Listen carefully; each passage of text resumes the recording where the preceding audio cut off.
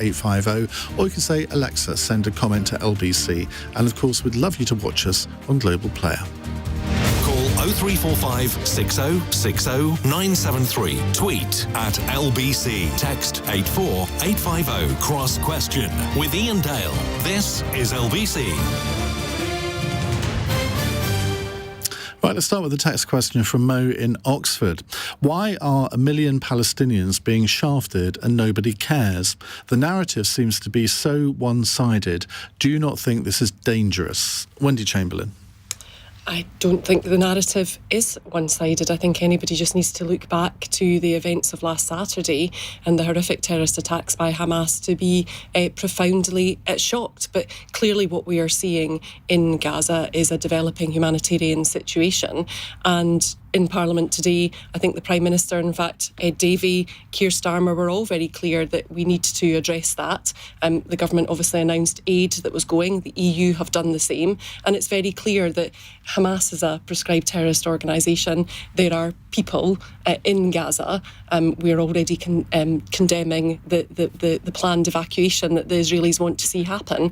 And it's really important, I would say, and if you heard my colleague Leila Moran today, she was in Parliament talking about her family who are directly impacted. She's Palestinian descent. She's a Christian Palestinian. I think those stories really demonstrate, like Hamza Yusuf, the First Minister's family, the real situation that people are dealing with. And I think we are calling out the Israeli government and ensuring that they behave, as Joe Biden said, as democracies would expect to behave in the light of the situation that they have experienced. Andrea Leadsom. Well, I absolutely agree with Wendy. I think each of the Prime Minister and the other party leaders today made very clear that Hamas' terrorist attack on Israel was totally unprovoked, and it was an attempt to destroy, to kill, to maim as many people as possible. And so Israel not only has the right, but also the duty to defend its people. And of course, the Prime Minister has spoken to Benjamin Netanyahu and has made clear absolutely our requirement that as much due cause is given to humanitarian issues as possible, and has had that absolute reassurance from the Israelis. But let's be clear, that was not reciprocated last Saturday during that unprovoked attack. And so the Prime Minister has had to make clear, as have other party leaders, that we stand by Israel. We stand by the Jewish people who have suffered so much. Hamas is also now responsible in big part for its actions in Gaza itself, where it is effectively telling people not to evacuate after Israel has said we will be coming back in to defend ourselves and you must evacuate.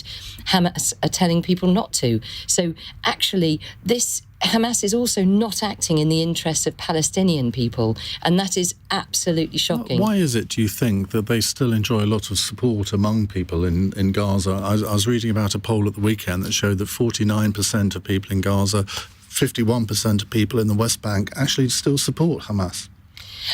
I mean, it is a terrorist organisation. It wants to wipe out the Jewish state. It is utterly abhorrent, and I cannot begin to think why people would want to take that approach, support that approach.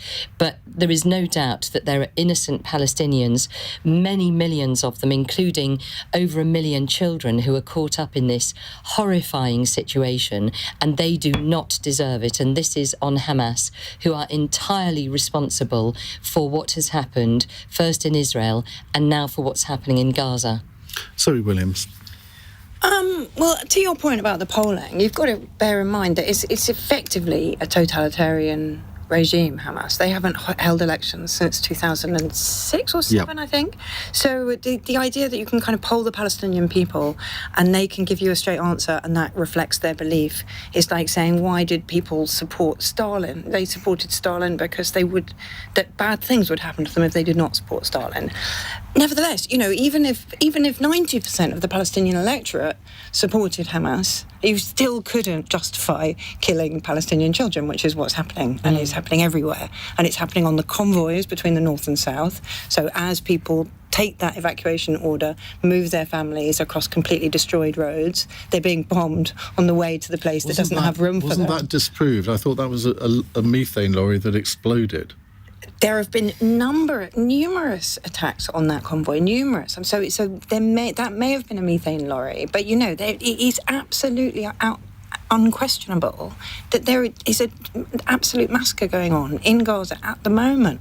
And obviously, I can see your listener's point. I think politicians were quite slow to catch up because the shock of the appalling events last Saturday was so intense that you were like, okay, whatever it takes. But actually, as you go into whatever it takes, it can't take a war crime. There's just it simply can't. There is no justification for war crime. That's why there are rules in war.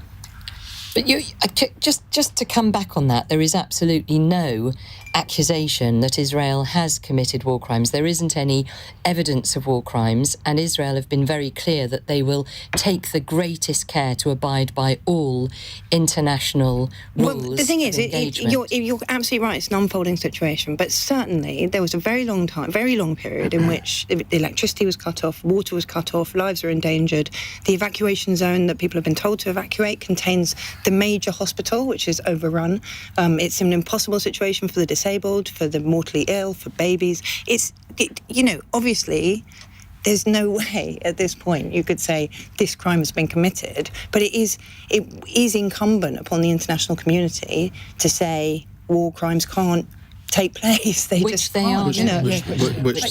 And I mean, to be fair, I can't think of another war situation, and that's what this is, where a country like Israel would actually give warning to the other side to move out because we are going to attack you. You would always have to give warning. If you wanted to avoid... Has Russia done that in Ukraine? I don't think so. If you want to avoid the charge of a war crime, you have to show that you've taken measures to protect civilians, right? So unless you were going to say the whole of northern Gaza was only full of Hamas, which you can't say because 40% of the population are children, then of course they would have to give the evacuation order. But the evacuation order would have to be realistic. Benedict. To your question, which is why is Hamas popular, I would say the best comparison would be is why is the Taliban very popular, which it is, and was very popular even under coalition rule, because it gets things done. Because actually it's very brutal, but it's very effective. Yeah, well, exactly. Well, I'm afraid this is the reality you want to be raped as a woman if your children want to count for nothing. Well, this is. I'm afraid all of you can sit here and you can all say, oh well, isn't it dreadful? But if the alternative is all of those things but nothing works, then actually yes, that is the option that you go for. If your options are you can have no rights as a woman or you can have no rights as a woman and there is no electricity, you go for the one that is the slightly better option. That is why it's not getting things done in Afghanistan. People it is absolutely. I'm sorry. That absolutely is getting things done. Just because it's not getting things done to the same extent that they do in Western countries does not mean that it is not sadly an effective form of government. Really but we're not actually talking. Sorry, I know we're not. But this is the thing. This is of course the thing. This is of course the thing is that we're comparing this to say a Western government, or maybe even to say the Pakistani government, which isn't really entirely fair, given that they get a lot more money and support from their allies. But ultimately, this is what we're talking about. We're talking about failed states who have very few options. And if your option is the one that enforces the law or the one that doesn't, you go for the one that enforces the law because it gives you a semblance of civilization. All of us can sit here and say, that sounds dreadful, but that ultimately is why these things are popular. But your point, the audience member's point, which is why are these people being, I can't remember the word, but they're being done over effectively, is because, broadly speaking, Hamas are the only Palestinian organisation that have offered a semblance of sane government. That is how they came to power in Gaza in the first place. And if you look at the alternatives, actually Palestinian politics, a bit like Lebanese politics, because I'm sure we're going to get to talk about Hezbollah at some point, it is a mess. It is an absolute sea of infighting organisations and a failure of any sort of attempt to form some sort of coalition. That is where you get extremist organisations filling the void in those situations. Right, let's introduce another aspect to this from Sam in Cambridge.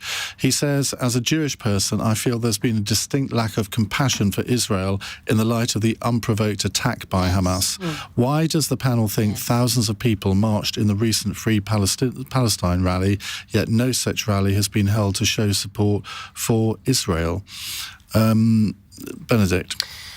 I think because in this country we've never actually really properly come to terms with anti-Semitism in the way that some other countries have to. I think that it is, I mean, let's be clear. Like which? Well, I think across some parts of Europe they had to face it. Certainly in Germany they had to face it in a way that perhaps we haven't done because we didn't go through the same experience. But the problem is, of course, with anti-Semitism, it is not simply straight-up racism. It is multifaceted. It can inhabit all guises, be it religious, be it political ideology. It is a prejudice that manages to get itself into almost all aspects of life. It's very difficult, therefore, to eradicate, and it can sort of fester in what might seem quite benign ways that then flare up. And, I think you're seeing a lot of that actually with the people who are protesting for Palestine. A lot of the people who I think are chanting, for example, from the river to the sea, perhaps don't necessarily understand the racist connotations or the genocidal connotations behind that. That doesn't mean that they don't exist. That's just excusing people who say they don't understand what the final solution means. They know damn well what that means. I don't think that a lot of the students that you see, a lot of the young people who do not end up following through on these movements later on in life, I don't think actually that they are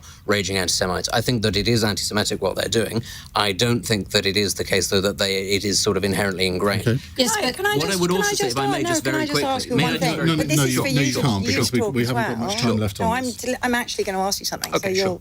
But do you believe then that people who are worried about Palestine and who march for Palestine are explicitly anti-Semitic in that protest? I just said that I don't think that they are. They might be parroting anti-Semitic tropes, but that doesn't necessarily mean that they are. Honestly, I don't think. I don't think they're. I think genuinely that march was people, suing for peace. So you don't think it was anti-Semitic at all? Honestly, I mean, What about the people with the glider pictures on the back of their rucksacks? Whenever you... What about the chance of death to Jews? Yeah. I mean, the point is... I mean, I don't... The point is, can you imagine if, when Russia invaded Ukraine, suddenly people started protesting at Ukrainians in the streets of London? Andrea, though, but they think it's all right to do that with the Jews. No, wait a second. It's unbelievable. Come on, we're getting very... It's not a perfect analogy. Why? Well, because the Ukrainians weren't about to invade Russia. Yes, and they were. That's exactly what they were seeking to do, was to defend their country. Just relax for a second. Ukraine has never invaded Russia. It's never cut off its electricity. Intention. It hasn't killed a lot of people. You're cross purposes. You're saying the Russian intention. It wasn't the Ukrainian. No, exactly. But you drew the analogy. I'm right? quite clear what I'm trying to say. Wait a second. You drew the analogy. Russia invaded Ukraine. Can you imagine if anybody had then protested on Russia's side? No. Well, no, of course nobody ever would. No, that's completely at cross purposes. What I'm saying is, when Russia invaded Ukraine, Ukraine needed to defend itself, i.e. that is a parallel with what Hamas did in Israel a week ago. Imagine if people in London started saying death to Ukrainians on our streets. Well, that's what you have now. But actually, no, genuinely, I don't. I think that it would just be really useful to kind of take the heat out of the situation a little tiny bit and say there is a legitimate way to march for peace without being called. Absolutely is. And I don't think that's what that was about. Come on. But no, I mean, obviously, if somebody on the march made an anti-Semitic chant, then they made an anti-Semitic chant. Wendy. Nobody's denying that. But Iain, is part of the issue here from Sam's point is not necessarily that people did march for Palestine, but nobody is marching for Israel or for Jewish people, and it's that lack of compassion, as was on your calls before cross questions about how we can't imagine what it's like about going to school. It's open to any Jewish organisation to organise a march. Yeah. And there have been statements and there has been rallies, but I think thinking about what you had obviously had on your For the Many podcast as well, is people feeling that nobody is reaching out to them, nobody's engaging with them, nobody's trying to understand what they are feeling. For example, can they go and practice their faith? Can their children go to school uninhibited? I think that is what Sam is getting at, rather than one, we shouldn't have marches, or two, everybody should march. Right, we'll take more questions in just a moment. 0345 6060 973 if you'd like to put a question to our panel. It's 17 minutes past 8. LBC. A new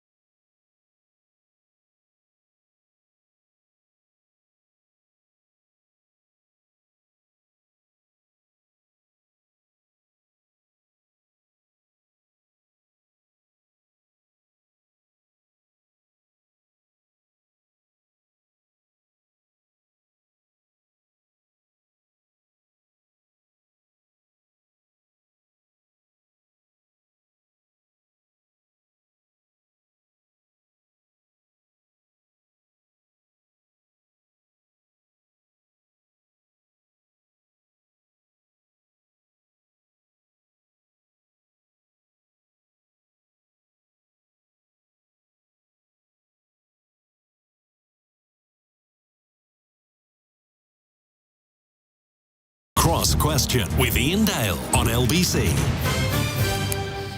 We are in the company of Andrea Leadsom, Zoe Williams, Wendy Chamberlain and Benedict Spence. Let's have one more question on Israel and Hamas before we move on to other subjects, because believe it or not, there are other subjects to talk about. And if you can think of any, do give us a call. Let's go to Claire in Edgware. Hello, Claire. Good evening, Iain panel. Is it time to hand the entire Israel-Hamas catastrophe over to the United Nations Security Council and out of the hand of the Americans and the British, who talk about a two-state solution but do absolutely nothing to bring it about? How can we ensure that the Americans and the British do not veto the imposition of a two-state solution? And should Ehud Olmert be installed as interim Israeli Prime Minister?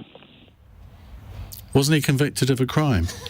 Why do you think he should be installed? And you mentioned Britain and America, who are on the Security Council. There are 3 other members of it, you know. I know, but I don't want the British will do what the Americans tell them to do, but I don't want anybody on the Security Council to veto it, because all we've heard all day long is, can somebody please ring in with a solution? Obviously, the British don't have one. The Americans, because they're so biased, can't have one. So hand it over to the UN Security Council. Because you basically hate your own country and you hate America, so you think that they have no role to play here. I don't hate America. I've got my you're doing a bloody good impression of it. Just to tell you that on the Security Council at the moment, apart from these 5 permanent members, US, UK, France, China and Russia, the other countries, it's, by the way, chaired by Brazil at the moment. You've got Albania, Ecuador, Gabon, Ghana, Japan, Malta, Mozambique, Switzerland and the United Arab Emirates. I think rather than hand it over to the Security Council, maybe just hand it over to Switzerland, Zoe. I mean, everybody's scoffing a bit about how effective the UN could be and how many times it's not been effective in the past, and I completely get that. And I completely get that, actually, that two-state solution paths have failed in the past, and we've been a lot closer to them than we are right now, a lot closer. I mean, infinitely closer, and they've still failed. But there is one thing there was one development in the UN that happened last year, which was putting human security at the very kind of centre of their principles. So rather than human security is like a focus on basically don't kill anyone. Just, if nations have a duty to protect their borders and municipalities have a duty to protect the law and order within those borders, the international community really is there to protect life and limb. It's there for pandemics, wars. It's there for imminent threat to life. And actually, if that's what the international community exists for, then the best way they execute that purpose is to be full-on focused on making sure they prevent as much death as possible. And actually, I think that probably isn't a bad, because I think that really does rebuild. At the moment, there's a huge sense in this conversation, as much as any other, that to have compassion for one side is to lack compassion for the other. To be destroyed by watching death on one side is to not care about death on the other. And if you had an international community that said, human security is our first principle beyond anything else, and didn't start trying to wade in with instant political solutions, I think that would be emollient and it would be effective. And it's perfectly reasonable to be idealistic, but I mean, you bring Hamas into that conversation, and it falls at the first fence. Well, you'd need to talk to a governance person about human security where it applies to terrorists. But we know it doesn't, because all they want to do is kill people. I know that that's a terrorist thing, and there's You cannot, as an international community or as an international organisation or institution, look at the most depraved acts in a situation and then adjust your expectations for yourself to those. I mean, you just can't do that. Okay, Wendy? I think at the heart of the issue I have with Claire's suggestion is the fact that then gives the UN Security Council permission to impose a two-state solution. I think out of everything that's happened, both in the immediate past and historically, any imposition of a solution is not a solution. It's quite clear that whatever happens in the coming days, weeks and months, that the need for a two-state solution is more critical than it has ever been. But for any imposition to take place, I think that is doomed to failure. Andrea? Yeah, I mean, that is the reality of it, isn't it? Is you cannot impose something. You can impose it for a period of time, but then the day you leave is the day that individuals who don't agree with it go back to what they were doing before. I always remember visiting Jerusalem with my family and just looking at the incredible, complex web of arguments and disagreements over hundreds and hundreds of years. Those things can't just be resolved with an imposition by a group of UN people, because who gives them the right? This is the fundamental problem. So, and exactly as Iain says, this stops the second you introduce a terrorist group into the subject. Any chance of conversation stops, because all they want to do is to kill people. And also, Claire, I don't know if you've got an example of an international agreement that's been imposed on countries where that's ever actually worked out in the end. I can't honestly think of one off the top of my head. Maybe others can. No, I think it's I don't. Something sits very awkwardly with me about the idea of the international community telling the world's only Jewish state what it can and cannot accept, given that it is the country that is continuously invaded by its neighbours. It is the one that has to be pushed back. And let's be clear, that is why Britain and the United States and others are very supportive of Israel, because they recognise that if it was left to the international community, Israel might not exist quite as long as people would like. Well, I actually happen to think that the direction that things are going in the region are, before this kicked off, and actually I do think partly as a result of this, might be a little bit more positive than people tend to think. The attitude now towards the current Israeli government is very hostile because they are seen as being asleep at the wheel. The right-wing elements in particular, Ben-Gvir, Smotrich, they are being blamed on the ground for having their priorities in the wrong places. And Netanyahu. And Netanyahu especially. That's the key thing. And so I do think once this is all done, and I don't want to sort of speculate too long on what that's going to involve, I do think there will be a desire for political change in Israel. That could be very positive. We also need to recognise that as much as this might have been done to sort of throw a spanner in the works of the Abraham Accords, I don't think actually that the ones that have already signed the agreements, Bahrain, Morocco, the UAE, they are not interested in tearing up their agreements. They have been very vociferous in some areas of condemning Hamas. I also don't think Saudi Arabia believes that it is in its self-interest to just go, right, well, that's it. Israel is invading Gaza. We'll have nothing more to do with it. So you're beginning to see a coalescing of Arab states that want peace there as well. And once I think you get that sort of critical mass and you have a lot of influence in those countries on the Palestinian Authority, on the different various factions there, you are more likely to find a peaceful solution than if you just throw it to the United Nations and you say to Gabon or Japan. Is it a conspiracy theory too far to suggest that the timing of this was orchestrated by Iran to scupper the Israeli-Saudi deal? I don't think it was Iran. Yeah, I think it was Russia. I think Hamas. I mean, I think Russia's got money in it. I don't think Russia. I think Russia does benefit, but I don't think it's by design. China benefits, but it's not by design. And Iran, I don't think really does benefit, because as we've seen, actually, the United States is moving carrier groups to the region. Iran can fight a war against Israel. It can't fight a war against the United States. Benedict, you can't, because you're going to forget what you asked, and I won't be able to answer you. I just said go ahead. Okay, well, you said, can you think of a situation where any country has had two states imposed on it? And I can actually. Germany, up to the end of the Second World War, I mean, it was divided into East and West Germany by the international community. That didn't that long, did it? Yeah, I mean, it's like, it doesn't work, but it does happen. I was thinking more at the end of the First World War. It does happen. It happens all the time. Can I just remind everyone, how is Israel ever going to say, yeah, sure, let's just move on? Sure. How does that happen?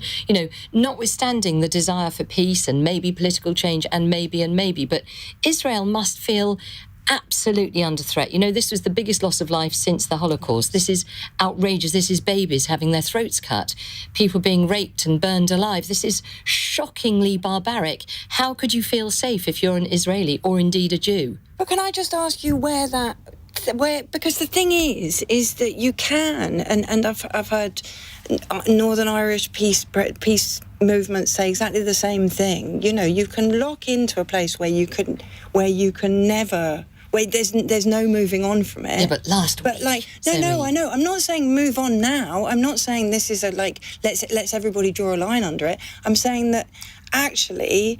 There is, if the logical end point of how do you ever move on is to say one of the states has to be obliterated, and I don't think you can say that. There is a great difference with the Northern Ireland situation, where in the end, the IRA came to the conclusion that they could never win militarily, and so they made a decision that they would come to the negotiating table. Now, I can't ever see Hamas or Hezbollah doing that. I just can't. But I hope I'm wrong. But the Palestinians more broadly might come to, and that is sadly where it then becomes a question of Israel has decided that this is the moment to go after Hamas. If you are able to get rid of Hamas, then one of the major obstacles to peace. But then you have to have leadership from Fatah, and that isn't there at the moment. Well, as again I said, that is why there is popularity for people who offer alternatives to Fatah. It is not too much of a stretch, but it is not impossible that may emerge. They need some sort of Mandela figure, a unifying figure that can come and actually unify the Palestinian people. Part of the reason that this stable government you talk about they don't have, these leaders that you talk about they don't have, is because ever since Hamas became a designated terrorist organisation, the country has been operating under boycotts, which means that not only is there kind of zero import and export because of the relations between that's Israel because and it's a Gaza. terrorist. No, wait. The Palestinian Authority, there isn't the leadership either. No, they're supposed to be the moderates. but the reason that governance doesn't exist is because there has been no legitimate trade or money for the country. So all the money coming in is Hamas will break your arm if you wear fatter colours to school. That is the argument that people make. They are terrorising their own people in Palestine. I know, but you're not. And they're embedding their terrorists in hospitals and places where innocent people are. That is the argument that people have made for doing business with Iran. Listen, and all that has happened is Iran has funded other groups around the region. You're just not hearing me. What I'm saying to you is if there's no legitimate trade with the country, if there's no legitimate funding into the country, if the country is operating under boycotts, if the only money that comes in is from aid packages, which doesn't actually go to institutions of government, but goes to other aid agencies, then you do not get a mature building, governance and institutional system. And then to sit there and go, oh, why don't they have better leaders? Why don't they have political parties? Why don't they have better democracy? When they haven't had a public vote since 2007 and when they've been under boycott since shortly afterwards. I'm not just saying that about Gaza, I'm saying it about the West Bank. I know, but I just wish that you would just be a bit more realistic rather than saying, oh, why is this country such a mess? I can't imagine. OK. Right, we're going to move on from this subject after the news. It's 8:32 news headlines with Charlotte Morgan. The Prime Minister is asking Israel to do all it can to avoid harming civilians in its expected invasion of Gaza. The UK has announced an extra £10 million in aid for Palestinians. The Justice Secretary says the prison service will be allowed to move some less serious offenders out of prison and onto licence up to 18 days before their release date. Alex Chalk says it's to help ease prison overcrowding in England and Wales.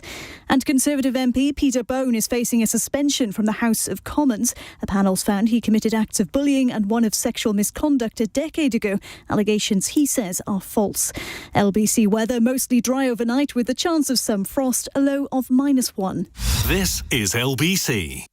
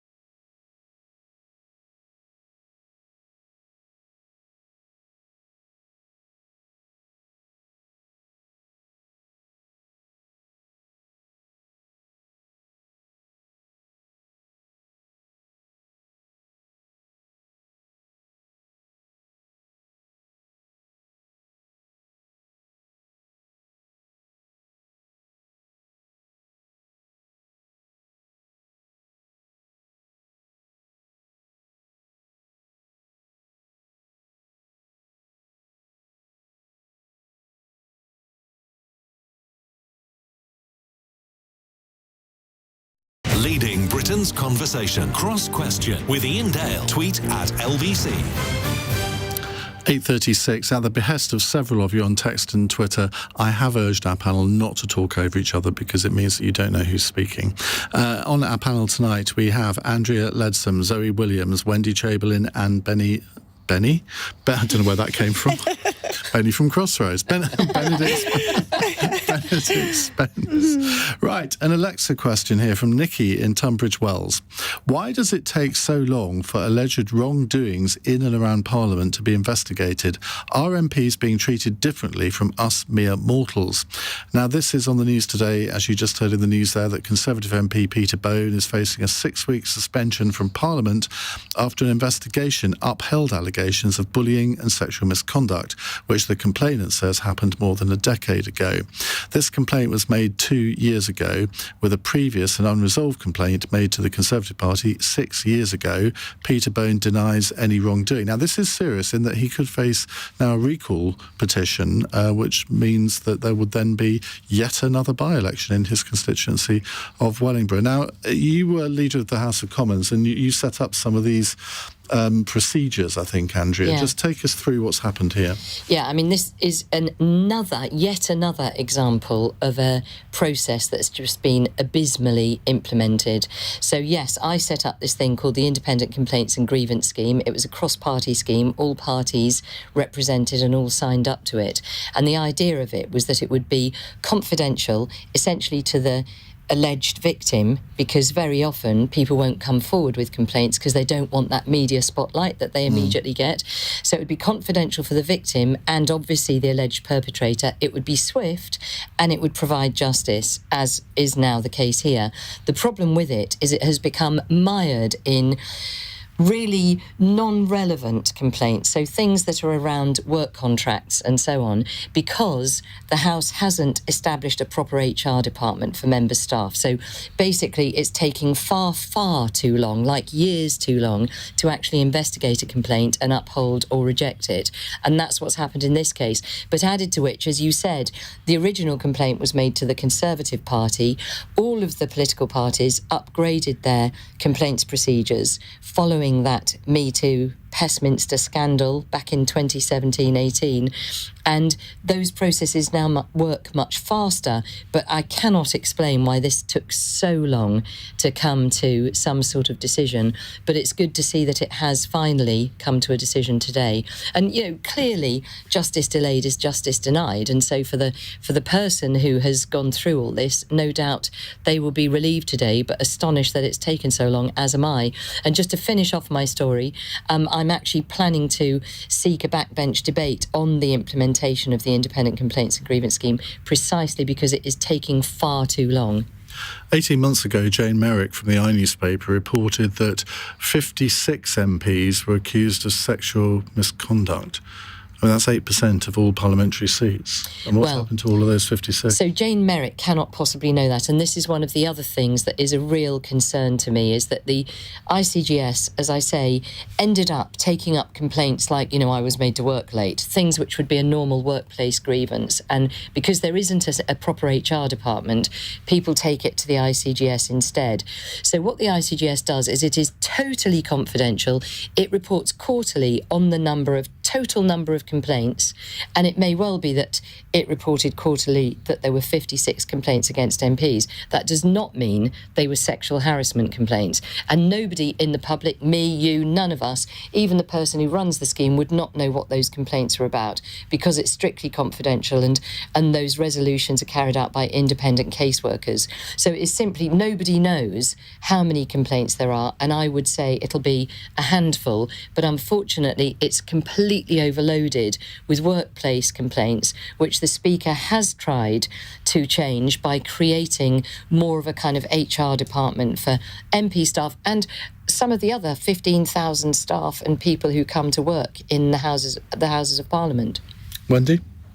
I think The question from Nikki was about mere mortals. And the reality is, I think there's two aspects to that here. Frankly, MPs are mere mortals and we deserve to be held account for bad behaviour when it happens. But I think the other aspect is, and this is where the complexity comes into play, is we are not employees. You know, I'm chief whip for my party. I'm nobody's line manager. I have been voted by my constituents into my role, and only my constituents can... Chief whip, you can impose discipline. Yes, and I suppose the issue here is, and this is where I think there is the serious questions for the Conservatives to answer in terms of what went wrong with their process. Now, I'm not going to pretend that any party process is easy or straightforward, but clearly what has happened in this situation is the person has not received a satisfactory outcome from the Conservative complaint process, and then has come to the ICGS after an extended period of time. But we have had circumstances, and this is where the lack of consistency is a real problem, where you have somebody like David Warburton, the former MP for Somerton and Frome, who, when allegations were made against him, and indeed that was in the media, lost the whip immediately. But here we have Peter Bone this evening facing a 6-week suspension. He's not lost the whip. Dare I mention the words Mike Hancock to you? Well, absolutely, and this is where I always say that, you know, all the parties, frankly, need to do a whole load better on this. But there's absolutely no doubt that we have to accept at the moment that there is a run of cases that are affecting one party. And I suppose what I would say in response to Andrea, and I say this having been part of the Speakers' conference, which was looking specifically at the most recent allegations, is I think we are seeing a lot of cases now coming through the independent expert panel, and that can only be a good thing. But that doesn't absolve MPs or political parties in any way. But are they sort of the more serious kind, or are they sort of slightly frivolous? Well, the independent expert panel is where MPs have complained about the initial outcome, and then that report comes to the floor of the House. If I think of any of the independent expert panel responses of late, they have been serious in their offences. OK. Benedict. The expression that both of you used was mere mortals, and I think we do need to remember that. It's not just in terms of whether or not people are held to account, but the process itself. As this is an evolving process, as is the nature of parliamentary democracy, you're always going to have sort of bumps in the road. You're going to encounter problems that nobody perhaps foresaw, that you will have to sort of come to down the line. You know, you might have a changing nature of offences, or changing nature of how people interact with each other, changing natures of how people are employed.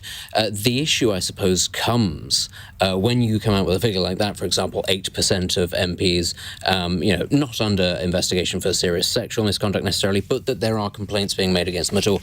That is still a rather large number for complaints of any sort of variety to be ongoing at any one time. And I suppose really the issue is, given that it is the very unusual nature of the role that MPs fulfill, there is this demand for perfection and also for transparency, which of course I think clashes with the idea of the fact that often complaints have to be confidential. So you get this sort of these sort of twin competing needs, where you need to be completely straight with your constituents, because your constituents need to be able to judge you based on your activities. But at the same time, you also have a duty both to victims, to complaints, but also to MPs themselves whilst the process is ongoing. It is very difficult, and I think that perhaps constituents should just be very aware of that and very tolerant of the fact that it is an imperfect system, but that it can only improve over time. Julian says, Mr. Dale, you can come across as being quite reasoned and reasonable, but this evening that facade is definitely shaky. Let Zoe Williams finish her point for once. The floor is yours, Zoe Williams, for the rest of the programme without interruption. It just seems peculiar that you would spend so much time talking about Peter Bone without any of us getting to chat about what he actually did or which accusations were upheld. Within the laws of libel, feel free. I don't want to. I want you to start. I mean, like... You want me to interrupt you? Well, the accusations sounded quite... The workplace bullying accusations sounded quite intense, right? Mm-hmm. I mean, like, he sounds like a very peculiar man who shouldn't ever have had a member of staff until he learnt how to be somebody's employer. He sounds like he was acting like a kind of 19th century head teacher in a really, really bad school. I mean, is that fair? Well, I don't know. I mean, the first I knew of these accusations were when I read about it in the papers today. I mean, Andrea, I don't know if you want to You work I with agree. Peter. I mean, No. he's been on this. He was on this programme a couple of weeks ago. I've always found him to be very good company, but I don't work for him. Yeah. Well, I mean, there is a kind of. I mean, I think there's the kind of wider point is I think part of the reason it takes it so long, and I know I don't know anything like as much about the actual process as you guys do, is that there's no kind of sliding scale. There's either complete disgrace or complete exoneration, and actually a lot of this stuff needs a bit more of a sliding scale. I think one of the accusations did involve flashing. It's a sexual misconduct where it was a case of indecent exposure. Well, I mean, I'm sure that's the one that got him the suspension. But there was loads of other stuff that was upheld, even if it wouldn't have got him suspended, including that he used to make that researcher sit with his hands in his lap when he'd misbehaved. We're laughing, you see. No, I mean, I'm not laughing. I think that's really weird, controlling behaviour. No, I'm laughing at Peter Bone. I'm not laughing at the guy. But Iain, if I can just come in there, this is where it comes back to that bit of the power dynamic that exists in Parliament. I've said I should be treated as a mere mortal as an MP, but the power dynamic is I know, but look, there is we absolutely shouldn't laugh. No, but the problem is not us laughing. The problem is the kind of absolute catastrophic lack of professionalism amongst MPs, and no offence, but amongst Conservative MPs in particular.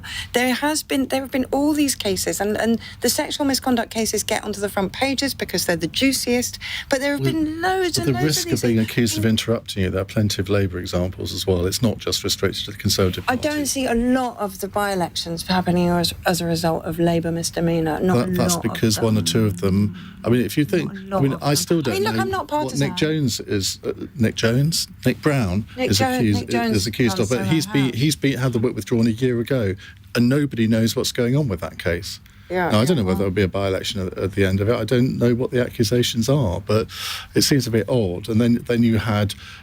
Wasn't there a Hartlepool by-election as a result of what the Labour MP had done there? Yeah, I think there was. There was. But I mean, look, it happened. Let's just agree. It all happens in all parties. No, I won't just agree, because there has been a really bizarre dishevelment in the culture of Parliament since Boris Johnson's election. You know, the porn and the tractor, the kind of persistent failure of the leader to do anything about complaints that were really quite serious. That's effectively what brought down that short prime ministership. So, I'm not prepared to do they're all kind of the same, because I don't think they are. Okay. Can I just say, however, that this ICGS, which has resulted in some extremely high-profile justice being meted out, which is a good thing, good for our Parliament, but actually it wasn't the only thing that we did. And again, this is cross-party, so credit to all parties for wanting to resolve this. We also created something called a behaviour code, which effectively creates a whole code around treating everybody you come across with dignity and respect, whether you're an MP, whether you're somebody who's cleaning, whether you're someone who's working for an MP, if you're someone who's sorting out the IT, whoever it is, there's a very clear behaviour code. And that is also taking time to come to fruition. Right. We also had a whole set of training, which unfortunately a lot of long-standing MPs were like, yeah, I'm not doing that. But actually it was very seriously about treating others equally and fairly. Yeah. And actually I did the training, I'm sure you did, Wendy, yep. And it was extremely helpful and actually really interesting, because none of us are aware of our unconscious bias, otherwise it wouldn't be unconscious bias. So there's actually a whole load of stuff that we recommended that hasn't actually happened properly. So I do commend to you my backbench debate on the Independent Complaints and Grievance Scheme. We're going to make things better. We'll cover it live on LBC News. Oh, wow. Or possibly LBC News, yeah. Yes, absolutely. Now, we should repeat that Peter Bone denies any wrongdoing at all here. He will no doubt have his say when it comes to the floor of the House of Commons. I assume that's when he will... No, he won't. He won't. No, we don't allow people, the person who is there to be accused to speak. The independent panel's paper will come to Parliament for a final vote. And in case people are sort of then going to say, oh, you'll vote it down, that hasn't ever happened yet. I don't expect that it will.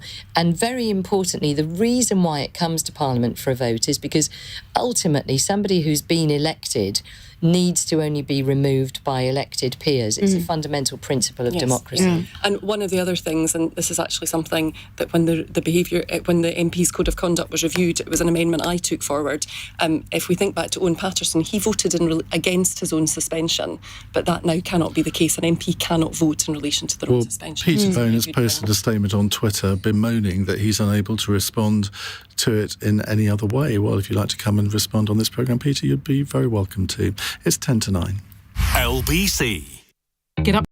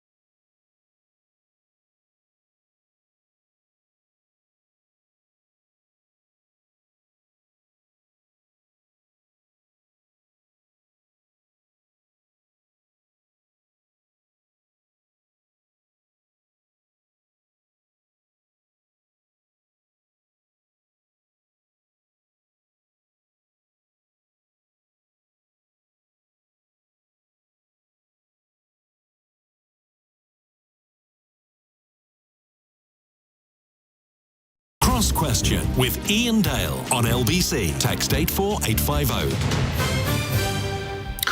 I'll never put fat jokes in my films again, says Richard Curtis, after criticism from his daughter. That's what we're going to talk about after 9. Are we in danger of losing our sense or right to a sense of humour, is the question I'm going to put to you.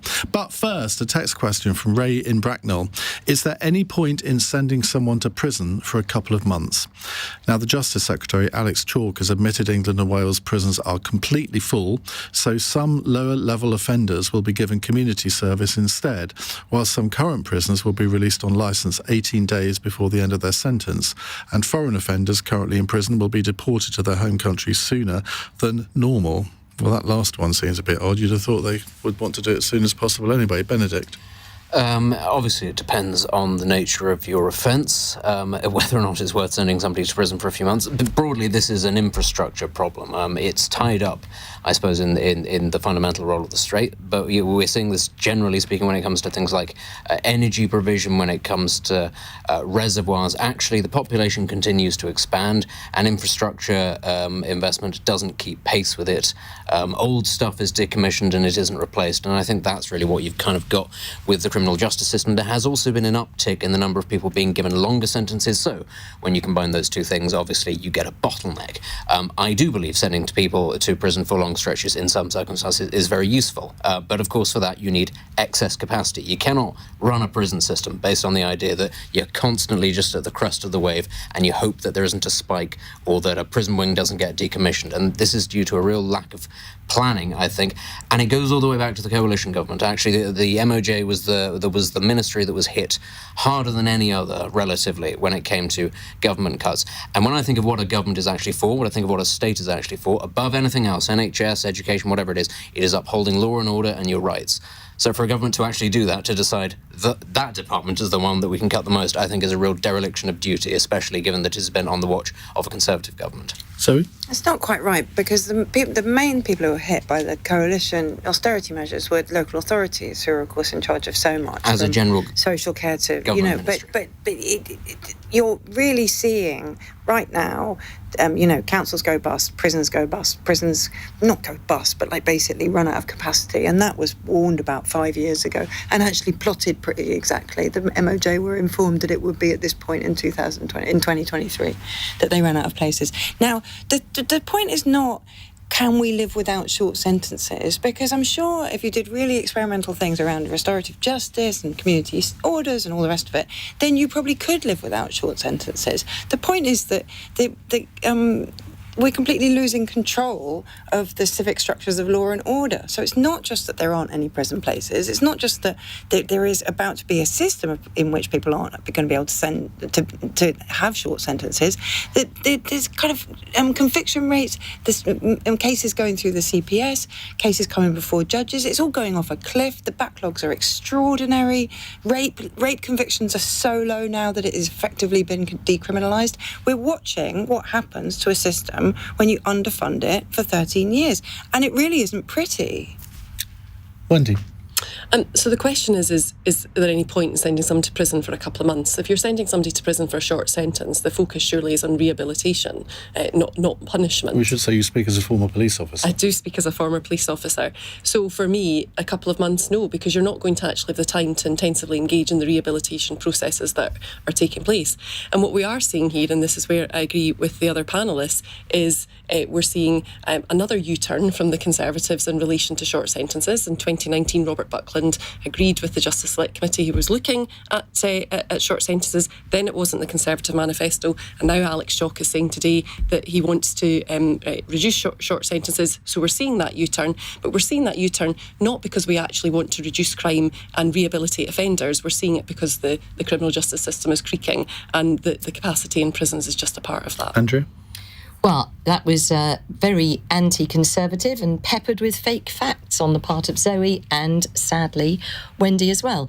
And the fact is that it's very clear that short sentences don't work, and that the reoffending rate is twice as high amongst those who have short sentences. It's something like 50% versus 25% amongst those who have longer sentences.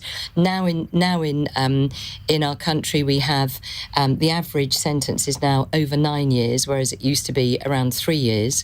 And certainly in the most horrendous crimes of rape, murder, allowing a child to die, terrorism offences, sentences are longer, and criminals are being forced to serve their whole sentences, not let out early. However, technology has also changed the ability to hold on for short sentences and for repayment to communities and to society using electronic tags and so on.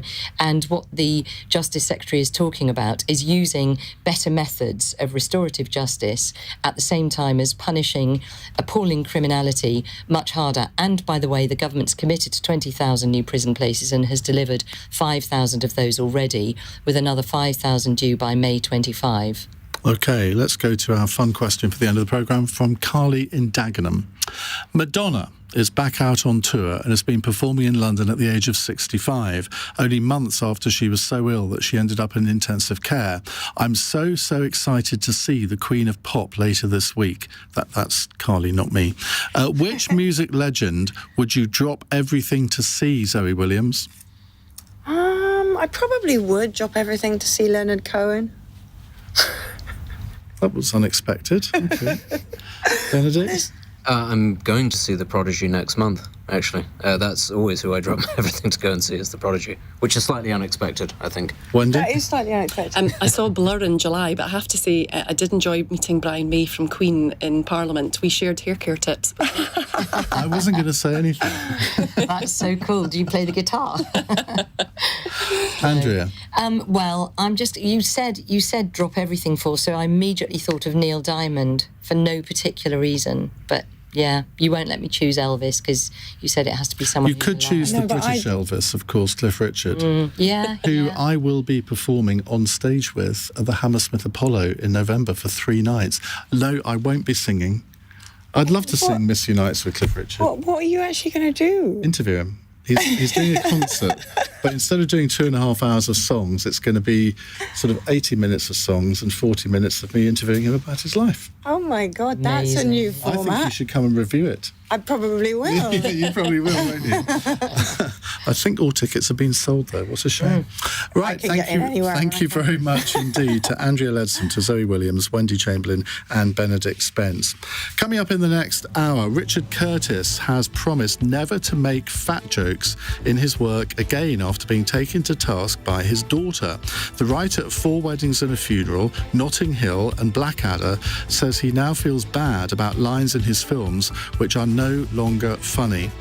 If you think about it, there are so many programmes that couldn't be made now. At Little Britain, for example, all of the sketches I think of for Little Britain, which we all found hilarious at the time, you just couldn't make anymore. Are we in danger of losing a sense of humour almost by force? I'm not going to use the word woke, but there are aspects to this that really make me fear for our future senses of humour.